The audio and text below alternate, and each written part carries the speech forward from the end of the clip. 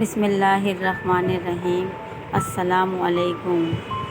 خاموشی اختیار کر لینا دب جانے کی علامت نہیں بلکہ ترجیحات کا فرق ہے۔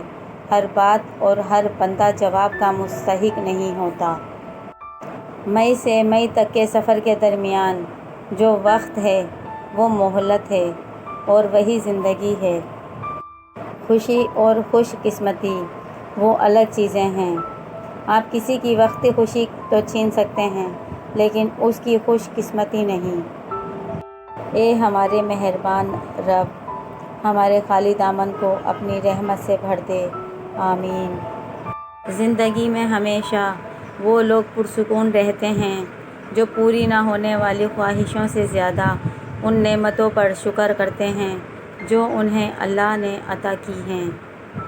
خاموش ہو جایا کریں، سہ جایا کریں، جھک جایا کریں، مان لیا کریں۔ یہ عاجزی ہے جو اللہ کو بہت پسند ہے۔ بندہ جب با اختیار ہوتے ہوئے خاموش ہو جاتا ہے تو اللہ کی نظر میں معتبر ہو جاتا ہے۔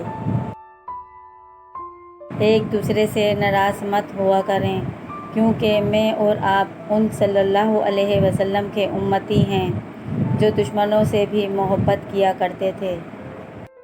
رب سے مانگ کر دیکھو تو صحیح، ایک وہی تو ہے جو حقیقت میں آپ کا منتظر ہے۔ دعاؤں کے روپ میں ملنے والی محبتیں بہت قیمتی اثاثہ ہوتی ہیں۔ زندگی کے آدھے غم انسان دوسروں سے غلط توقعات کر کے خریدتا ہے۔ ہر اگنے والی چیز یہ بتاتی ہے کہ انسان جو بیجتا ہے وہی کاٹتا ہے۔ اے میرے دوست، اگر تم سمجھدار ہو تو محبت کے سوا کچھ نہ بیجو۔ اپنا اچھا وقت انہی کو دو جو تمہارے برے وقت میں ساتھ تھے۔ اچھے دوست وہی ہوتے ہیں جو ایک دوسرے کو گمراہی سے بچائیں۔ جو رات کے بعد صبح اور گرمی کے بعد ٹھنڈ دیتا ہے وہی خدا ہے۔ پریشانی کے بعد خوشیاں بھی دے گا۔ اگر آپ کا پڑوسی دیوبندی، بریلوی، شیعہ، اہل حدیث یا کچھ اور ہے، اس کا حساب اس نے خود اللہ تعالیٰ کو دینا ہے، لیکن اگر وہ بھوکا مر گیا تو اس کا حساب آپ کو دینا ہوگا۔ یہ تلخ حقیقت ہے کہ آپ کی بات کو توجہ آپ کی حیثیت دیکھ کر ملتی ہے۔ میں نے کچھ ایسے غریب بھی دیکھے ہیں جن کے پاس پیسوں کے علاوہ کچھ بھی نہیں۔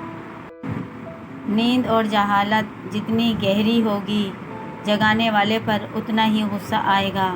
اگر آپ کو یہ ویڈیو اچھی لگی ہے تو آپ اس کو لائک کریں، شیئر کریں اور سبسکرائب کرنا مت بھولیے گا۔ جزاک اللہ۔